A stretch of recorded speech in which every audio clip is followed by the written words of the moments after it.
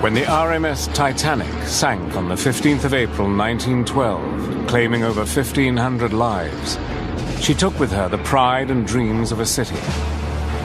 What took just 180 minutes to disappear had taken the people of Belfast millions of man-hours to build. Before construction could begin, they'd had to carve a vast new dock from the city's marshland. They'd shaped acres of steel to form a hull that they believed was unsinkable. They'd installed 2 engines, each the size of a 2-story building, to power the Titanic across the Atlantic. And their finest craftsmen had toiled to create an interior that rivaled the grandest hotels in Europe. Today, the place from which the great ship was launched is derelict and deserted. But our investigators have come here to build a picture of how it looked in its heyday. Home to an army of dedicated workers, the largest shipyard in the world. We'll find traces of the massive structures that once stood here and the vast resources that were deployed. We'll discover the harsh conditions in which the men lived and worked, and reveal evidence of skill, determination, and extraordinary ambition. It ended in catastrophe, but what happened here was remarkable. We will reconstruct the world of the men who set out to build the biggest ship in history. This is the lost world of the Titanic.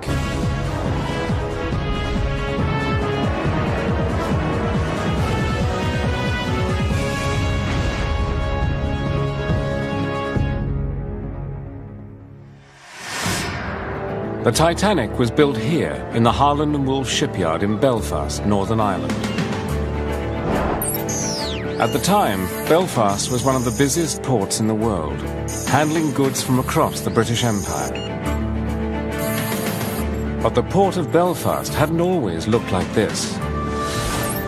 At one time, the city didn't have a natural harbour big enough to accommodate a ship like the Titanic. Our investigators, marine engineer Rupert Kayser and historian Jennifer Regan, have come to find out how and why this land was transformed from a muddy swamp into one of the world's largest, busiest ports. They want to build a picture of the world that created the Titanic. Jennifer Regan from Georgetown University is an expert in early 20th century history. As a social historian, she wants to investigate the people, the city, and the shipyard that built the Titanic.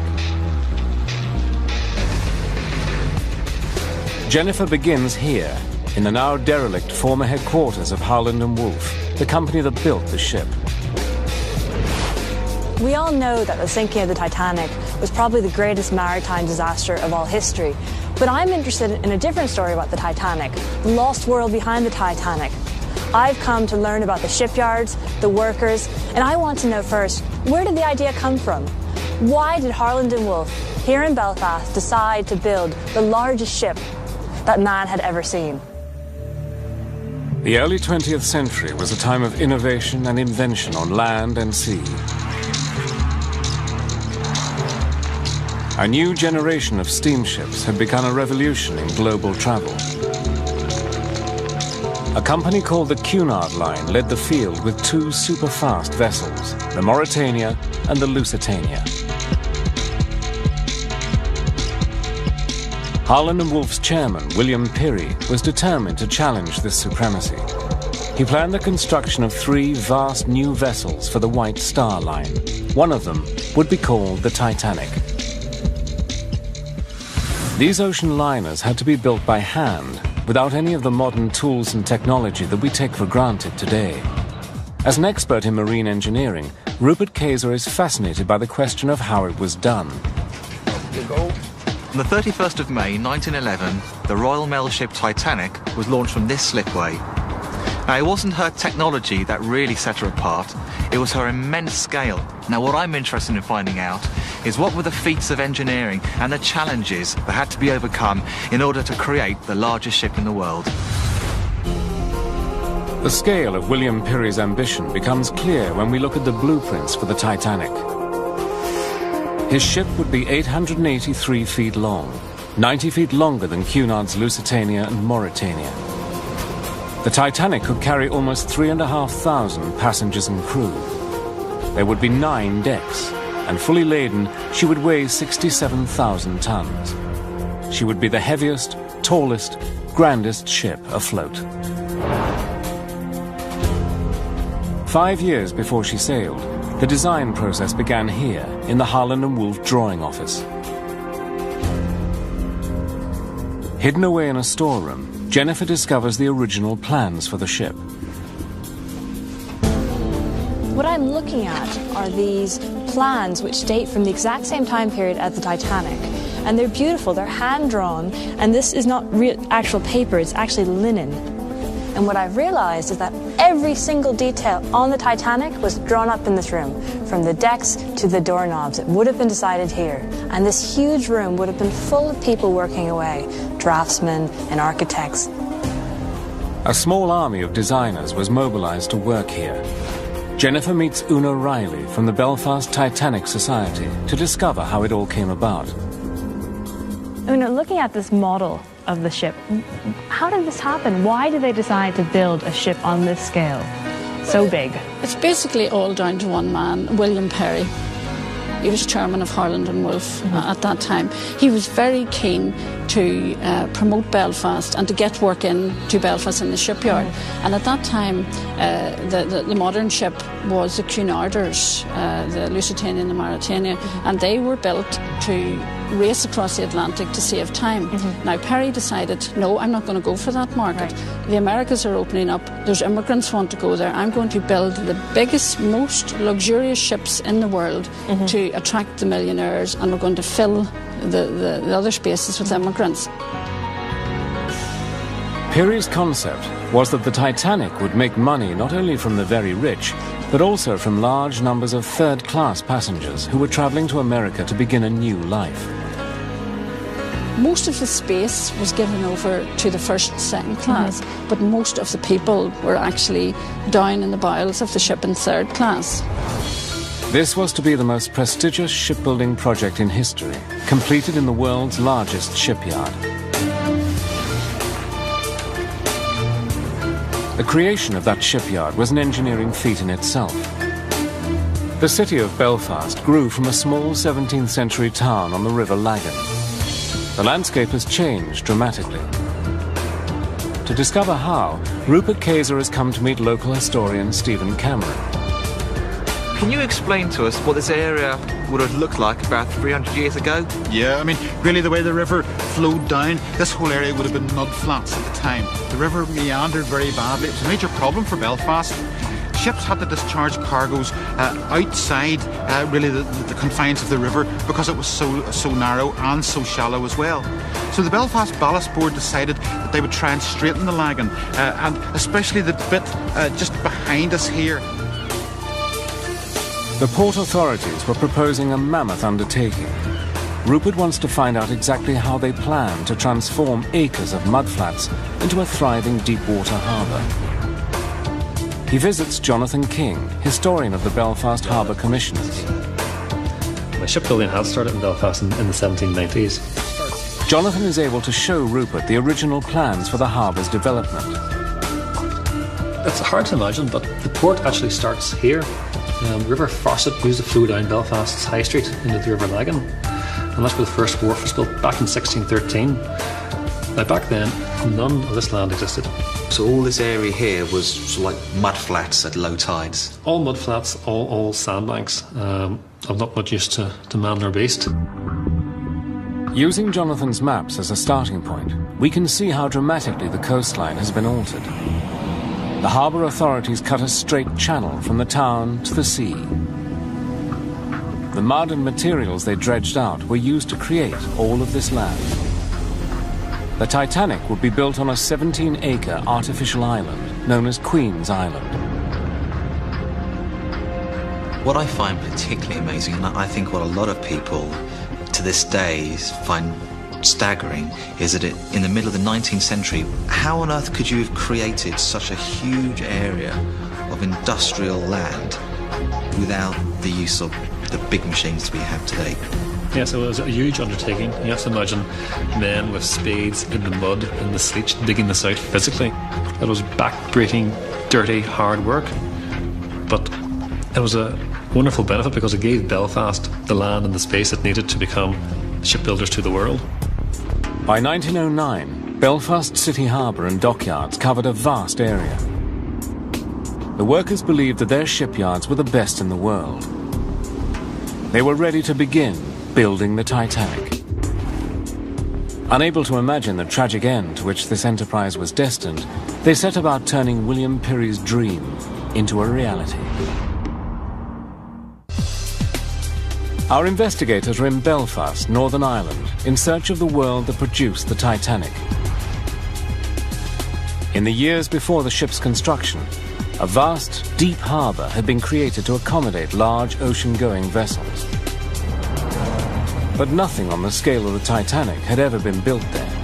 Before construction could begin, they had to create a yard capable of handling the job. A gigantic steel frame called a gantry was used to house the hull as it grew. It became known as the Great Gantry. Historian Jennifer Regan has come to see what's left of the shipyard with Una Riley of the Belfast Titanic Society. So Una, we've left Harland and Wolff headquarters, and that's where the idea happened. And that's where the plans are drawn. And then this is where the construction happens. Yes. Right? Where are we? We're actually standing on the slipway where the Titanic was built. It was actually built in that area there. The great gantry that surrounded her was over 840 feet long and more than 200 feet tall. It towered above the shipyard. Today, only traces of this massive structure remain.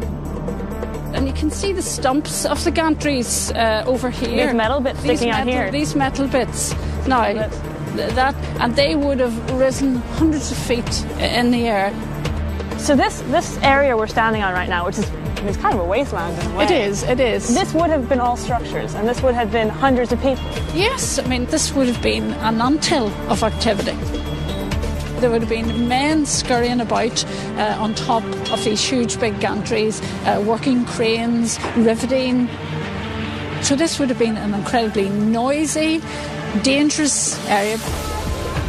The Great Gantry dominated the Belfast skyline for 6 decades. It had 16 movable cranes, lifts and walkways, and weighed over 6,000 tons. Rupert Kayser has come to talk to a man who once worked beneath it, former shipworker George McAllister. It must have been a very awe-inspiring sight for people who come here for the first time and see this colossal great lattice work of metal and these 2 ships forming underneath it. Well, I came in here as a 16-year-old boy and I was amazed at the noise and the number of people, the number of men working in this particular area here alone. The deafening clamour of shipbuilding would have echoed across the city. That is the first thing any visitor would hear was the noise of the plates being hammered and the riveting. The riveters were riveting all day long with hammers, just hammering on a steel box. Those boys came out stone deaf.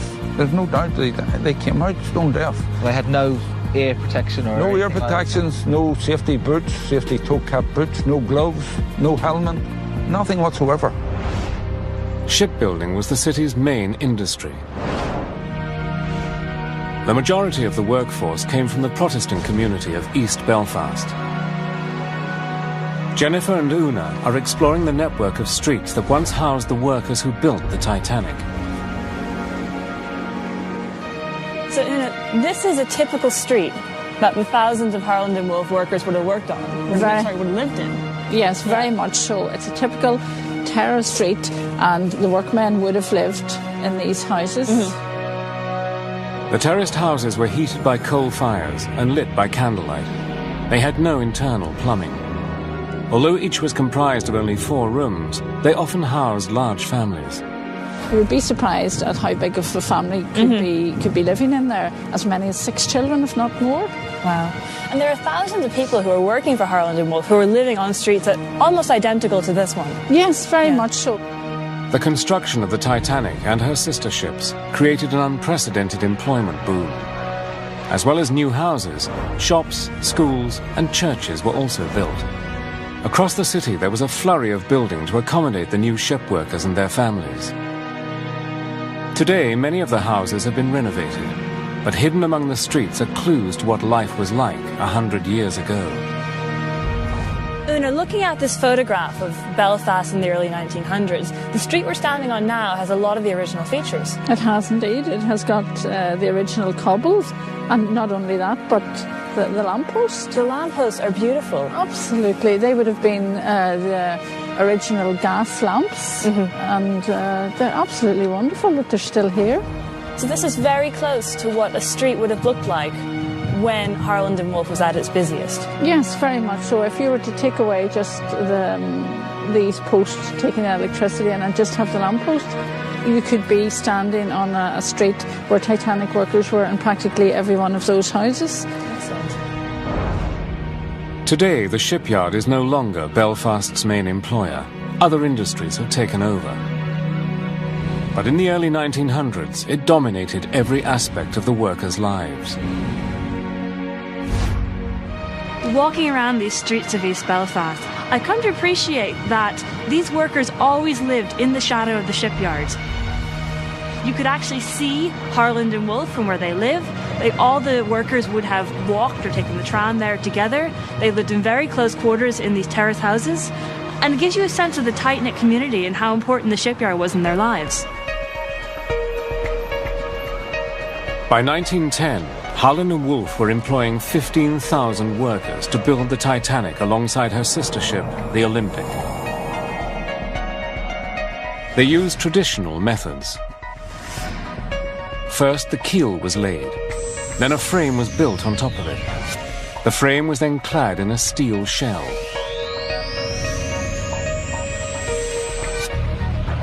Tens of thousands of tons of steel were poured, rolled, and shaped. They were cut on site into plates 6 feet by 30 feet and then delivered to the gantry along a network of railway tracks. When the plates were in position, construction would begin. The shipyard is littered with the relics of this process. Looking for clues, you're asking for clues. Let's have a look in here. We'll dig this up and we'll see. Here we are. Here we're getting pieces here, look, see. There's a piece of a rivet. Interesting, that is. There's another little piece of a head of a rivet. And here's nuts and bolts, a plate washer on the temporary nut. And is it likely that that any of these items could have been used to build the Olympic and Titanic? Well, this is the slipway that the Titanic came off. I cannot guarantee you that they came off Titanic, but one never knows. Sure. Over 3 million of these rivets were used to hold the plates on the Titanic's hull together. Further clues can be found in the maze of railway tracks, which enabled an army of 50 small cranes to travel around the shipyard. 3 of these cranes still stand. They were powered by steam. Yeah, those 3 cranes are the last of the steam cranes that's left here in Harland. They were here at the time of Titanic. They helped to build Titanic. When George McAllister worked here in the 1970s, he operated a crane just like this one. And that's the old boiler behind you there, but it's made the steam. And he operated these levers for lowering the jib. These cranes were the workhorses of the shipyard. Able to lift 5 tons, they were extremely reliable. The simplicity of their design meant they remained in service for decades. It's amazing to think that these cranes, once helped build this legendary vessel, and they're just sitting here, rotting away. It wasn't just the machinery that had to be resilient. For the men building the Titanic, conditions were harsh. Well, when the shipyard first started, when it first opened in the 1800s, the men worked from 6 o'clock in the morning to 8:15 at night, 5 days a week. It's 14 hours a day. And from 8 o'clock in the morning on a Saturday to 4 p.m. It was a dangerous job to be done. There was lots of injuries, such as bits of riveting flying off, bolts maybe falling off the top of the ship, men working down below. Well, you just had to carry. In those days, they were glad of a wage, so they just had to carry on with it. Harland and Wolff were tough employers. The shipyard workers had very few rights. Men lined up every day trying to get a day's work, and in fact, if you got a day's work, you used one of these little boards. What's this? Which is a little wooden board, and it has a unique number stamped in there. 35315. Right, and that number would have entitled you to this little board entitled you to many things, even the permission to go to the toilet. You had to use that, and you were only allowed 7 minutes all day in the toilet. Thousands of skilled craftsmen with hundreds of different trades worked in the shipyards, from riveters, steel workers, fitters and joiners, to plumbers, cabinet makers, painters and plasterers. I mean, it was a whole world of industry. Thousands of people. Thousands of people all working together to produce magnificent ships. So what you're describing is not just the building of a ship, but it's the building of a city around this shipyard. It was like a city, and they did look after their citizens. Yes, they were tough employers, but there was respect there. Mm-hmm. It was tough, and the men were tough, but they produced some fantastic ships. It took 15,000 men, 24,000 tons of steel, 3 million rivets, and 2 years of work. Finally, the hull was ready to be launched. Next, our investigators try to recapture the moment in May 1911 when the Titanic first entered the water. You could have got a leg broke. People could have been killed, which they were. Our investigators have explored the transformation of the Harland and Wolff shipyard to enable the building of the Titanic. After 2 years of intense labor by thousands of men, the ship's hull was complete. The next stage, before work could continue, was the launch. It was a moment of celebration and great anxiety. Una Riley tells Jennifer what happened. Una, tell me about the day of the launch, because we know that some 10,000 people showed up here, but actually they were just launching the outer shell of the boat, right? That's true. The ship was built here, basically the hull, and it was into these waters here the Titanic would be launched on that day, 31st of May 1911. The hull's huge weight rested on rows of wooden supports called pit props. Before the ship could enter the water, these props had to be knocked away by hand. To find out more about this highly dangerous procedure, Rupert Kayser returns to the Titanic slipway with George McAllister. Now, she's the largest ship in the world. It must have been an extremely dangerous time with this huge vessel towering above and knocking away all the wooden supports. I mean, was it really that dangerous? Yes, it was very dangerous because those pit props, as we call them, were flying everywhere. Right. So you could have got a leg broke. People could have been killed, which they were. Were they flexing under the weight? Well, as they got so many out, the ship was coming down onto the rest that was left there, and they were actually bowing out, and they just shot out at a tremendous force. Shot out? Shot out anywhere. Just after midday on the 31st of May 1911, after final checks and on a signal from Lord Peary, the Harland and Wolff chairman, the launch began. It was a dramatic moment. The Titanic was in motion for the first time. It took just 62 seconds for the 24,000-ton hull to slide down the slipway and into the River Lagan. For the watching people of Belfast, it was a moment to savor. But it came at a cost. One of the team assigned to remove the pit props was crushed and killed by falling timber. The Titanic had claimed a life before she'd even entered the water. After the launch, work began immediately to complete the ship. Huge steel anchors and 4 mighty funnels were installed. Only 3 of the funnels had any practical purpose. The 4th was there to make the Titanic look more impressive than her rivals. 2 massive steam engines would power her across the Atlantic. They were fed by 29 boilers and 159 furnaces. When the Titanic sailed, 160 firemen would stoke them with over 600 tons of coal per day. The 2 engines each stood over 30 feet high. At the time, they were the largest ever built. Their design was very similar to these smaller engines in London's Kew Bridge Steam Museum. Rupert has come here to see the engines in action and find out from steam engineer Dick Fillery what it would have been like in the Titanic's engine room. This engine here is, in fact, quite a small triple expansion engine. The engines in the Titanic would have been 5 times the length, 4 times as high. Instead of just one walkway round it like this, there'd have been 3 or 4 walkways going up right up the very top of the engine. And apart from that, it would have been dark and gloomy inside the boiler rooms. They didn't have lots and lots of light going, so this thing would tower up into the darkness and make it be even bigger than it appeared. And of course the engine would be turning round, and in fact the whole ship would shake as the engine was turning. So some people found it quite a scary place to have been. The design of the Titanic's engines was comparatively old-fashioned.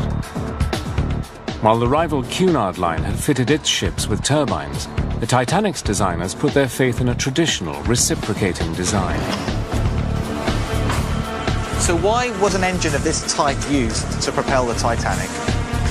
They were efficient, they used less fuel than a simple engine, and also they were well-tried technology. They'd been built for years, people knew how to put them together properly, people knew how to run them properly, and they were reliable.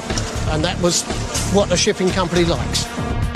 The Titanic did, however, have an auxiliary turbine engine, powered by the exhaust gases of her 2 main engines. This drove a central 4-bladed propeller.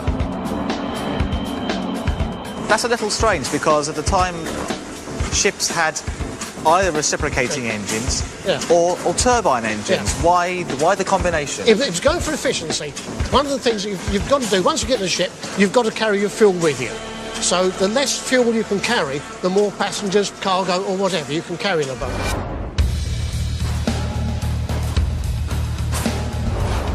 With her engines fitted, the Titanic needed to be moved from the water into a dry dock, where final work on the hull could be completed. The only dock big enough to accommodate her was the Thompson Dry Dock. Rupert has come here to meet naval historian John Beattie from the Belfast Science Park. This really is quite an extraordinary sight. Absolutely colossal size. It really does take your breath away. It's fantastic to look at. Yes, indeed, the dock was totally filled by the Titanic. This was the largest dry dock of its time, 850 feet long and 120 feet deep. To build a dry dock on this scale was an impressive feat of engineering in itself. Well, there really must have been some huge undertaking to create a dock of this size, especially 100 years ago. Yes, indeed. They knew at the outset that they had a very big challenge to build this dock, as they were building through very poor material, approximately 50 foot of reclaimed land, which is basically mud. And indeed the dock itself, hidden where you cannot see, there's an enormous amount of materials used in the dock. Absolutely stupendous amount of concrete and brick. So it really was a colossal engineering feat. It was, and a high risk piece of engineering.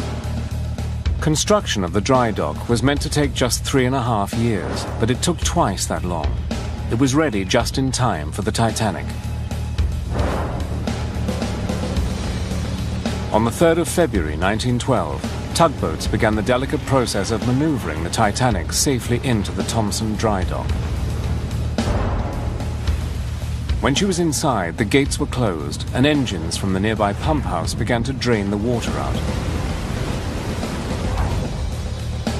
In the case of the Thompson dock, it's 23 million imperial gallons of water have to be taken out to dry the dock. 23 million. 23 million. And these pumps could pump all that water out in 1 hour, 40 minutes. But in real terms, they would be more careful in how they pumped the water out because they had to allow the ship to settle onto the keel blocks. In the Titanic's case, pumping lasted 12 hours. The operation was made more complicated because of the extraordinary length of the Titanic and the extreme value of the vessel. They were extremely careful that the 55,000 tons would settle precisely on the keel blocks. They didn't want to take any chance that they would damage the vessel as they bedded it down and dried it out. The final stages of construction could now safely take place, fitting her mighty three-blade propellers, wiring the ship's state-of-the-art electrical systems, and finally painting her hull. By March 1912, the main structural and engineering work was complete. The next challenge was to fit the interior of the Titanic and transform her into the most lavish and elegant vessel afloat. What I want to know next is how the interior of the ship was built. Harland & Wolff did not spare any money. They brought in thousands of master craftsmen to construct the most luxurious interior of the Titanic. So what I want to do is to go into the world of those master craftsmen and understand how they worked. Historian Jennifer Regan has come to Belfast City Hall to meet Una Riley. This building was opened in 1906, just 1 year before the Titanic was commissioned. It's a fabulous example of the ambitious design and expert craftsmanship that went into the Titanic. The ornate wood paneling, decorated ceilings and fixtures and fittings were the finest of their time. Many of the craftsmen and artisans who worked here later created the interior of the Titanic. Now, I've heard that the City Hall is actually called the Stone Titanic locally. Why is that? That is true, because it was conceived around the same time as the Titanic was being conceived, and Lord Perry, who had been a former Lord Mayor, he was involved with the construction and design of this, and it's felt that he took some of the designs from here to the Titanic. What I love about this room is all the period detailing, because it was built just 6 years before the Titanic. So it's really the same kind of period in design. And there's so much detail in the ceiling, in all this cornicing, in these columns. We've got the stained glass windows. They're beautiful. Absolutely. I mean, they didn't do things by half in Belfast at the beginning of the 20th century. Everything was done to the best, to the highest, to the best specification, just like Titanic. The first-class accommodation rivaled the grandest hotel on land. Its centerpiece was the elegant sweeping staircase that led from the promenade deck to the vast panelled dining room.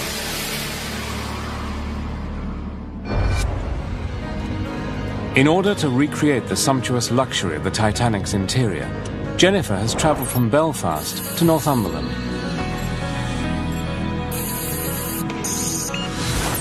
Here, in the ancient town of Alnwick, she has uncovered a replica of the Titanic's first-class dining room.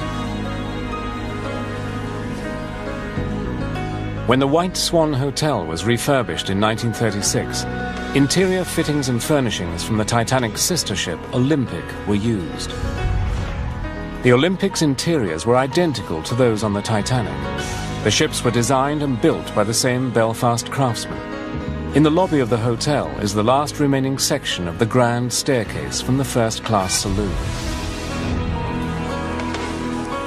So, John, what can you tell me about this magnificent carved staircase? Wonderful example. This is the last surviving part of the grand staircase from RMS Olympic, identical to what was on RMS Titanic in 1912 when she sank. This is quite unique because there is no other grand staircase left in the world from the Olympic-class liners. The elaborate design of the hotel dining room reveals more evidence of the skills and expertise of the Belfast shipworkers. The ceilings, windows, light fittings, and exquisite wood panelling all reflect the golden age of sea travel. It's a rare opportunity to sense what life might have been like on board the Titanic. So, John, standing here is about as close as we can get to what it would have felt like inside the Titanic dining room. Absolutely, yes. We've got these incredible plasterwork ceilings, we've got stained glass, we've got all these panels. There's just so much to take in. Yes, absolutely original. Obviously, the first-class dining room on Olympic was a lot larger than this. We're talking maybe probably 10 times larger than this. That's enormous. I want to know more about this woodwork. It's incredible. It is. The craftsmanship here is absolutely amazing. Now, the Olympic carvings were all made at Harland & Wolff, same as the ones in Titanic. And the craftsmen spent many hours working day and night to produce all this marvellous workmanship. Peary knew that this was the best way to attract big-spending clients. John, I can tell from looking at this woodwork that they were working towards a very demanding clientele. Absolutely. This is first-class panelling at its very best in the height of 1911, 1912. And no detail is spared. Tell me about this light fitting here. It's bronze? These are absolutely original to the ship. Yes, they are bronze. There was hundreds of these on board. And of course, state-of-the-art because they are electric. Yes, they are. Yes. Beautiful.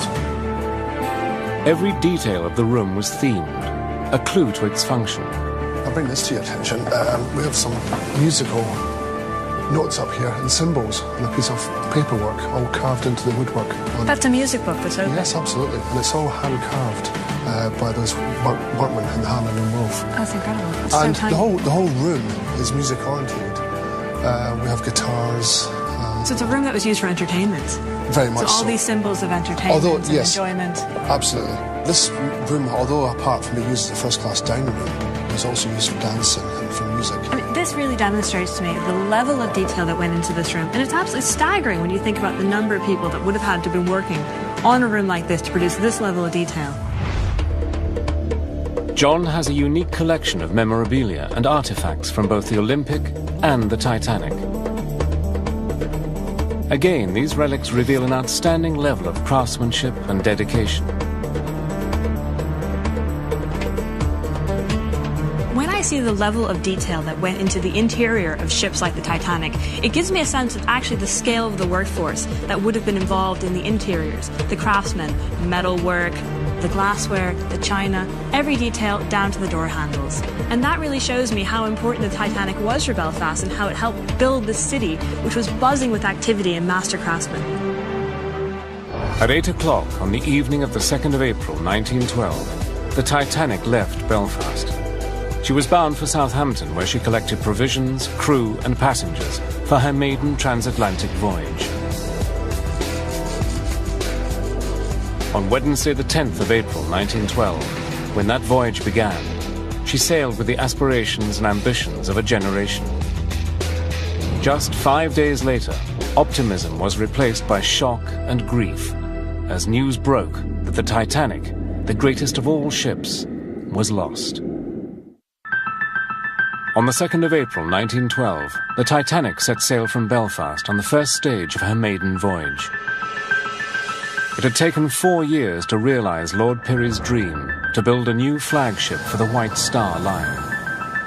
Thousands of Belfast shipworkers had built her plate by plate, rivet by rivet. They knew every bolt, every shaft, fixture and fitting of the great ship, and they were fiercely proud of their achievement.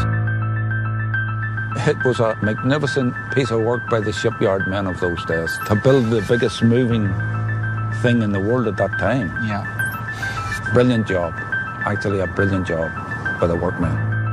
On the 10th of April, the Titanic cast off from Southampton, bound for New York. She was the largest and most luxurious ship the world had ever seen. A unique piece of engineering.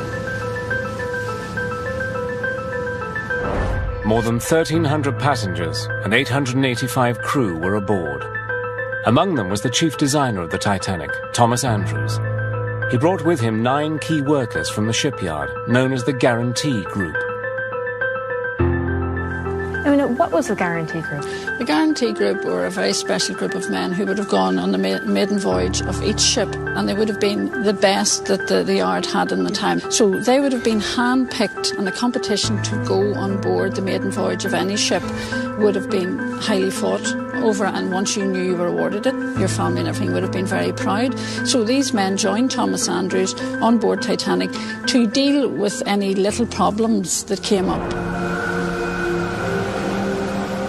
Disaster struck just a few days into the voyage, perhaps the most notorious incident in maritime history.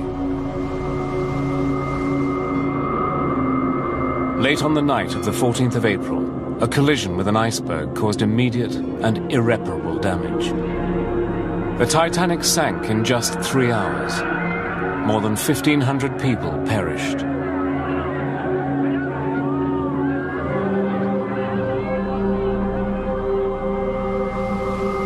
As the news travelled back across the Atlantic, the city of Belfast went into shock.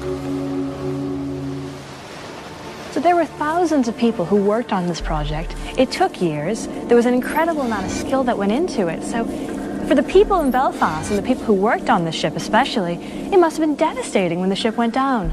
That is true. It was devastating and it was unbelievable. We heard about the shipyard workers who broke down and cried at the fact that this ship that they had just sent away so few days before had sunk and all those people had died. In fact, it was never talked about in Belfast again for many, many years. The Titanic's chief designer, Thomas Andrews, was among the dead. So were the 9 men of the Guarantee Group.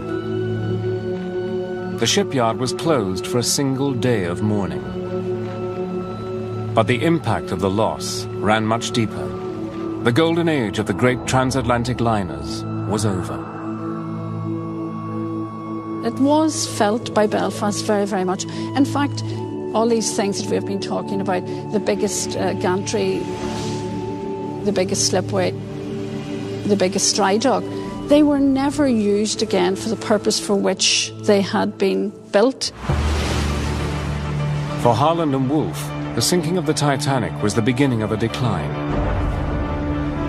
During the First World War, the yard continued to build ships, but the slipways and gantries made for the Titanic were never to see work on that scale again. Rupert Kayser has discovered one last relic of the shipyard's golden age. This small, almost derelict vessel was until recently lying forgotten in a harbour in France. It's called the Nomadic. It was her job to ferry first-class passengers from continental Europe to the harbour where they'd board the Titanic. Of all the ships built by Harland and Wolff during the glory days of the early 20th century, the Nomadic is the only one that remains. A team of volunteers intend to restore her to her original grandeur. Local historian Stephen Cameron explains to Rupert why the return of the Nomadic is so important to the people of Belfast. The same steel, same material, the same rivets that are in this ship were also in Titanic as well. She's come home to Belfast, to the place where she was born, to the home of Titanic, and that's where she should be, and it's fantastic to have her back here in Belfast. The Nomadic remains the last surviving link with the Titanic and Belfast's great era of shipbuilding.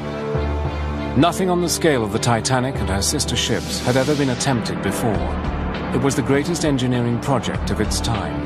What's really impressed me is the sheer array of skills needed to build such a vessel.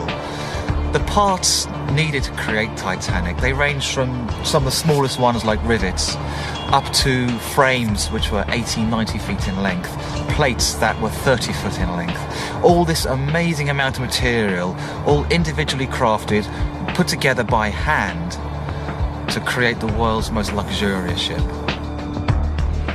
What I've learned on my journey to rediscover the lost world of the Titanic is not only that White Star Lines built the most magnificent ocean liner the world had ever seen, but that they brought in an infrastructure into this booming city of Belfast.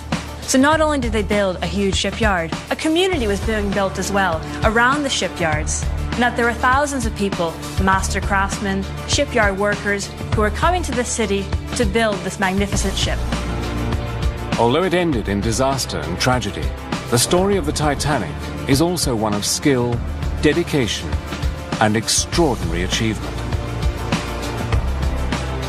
Including unseen footage from the classic 1969 film, we tell the true story of the Battle of Britain next on the History Channel as the country readies itself for the Luftwaffe.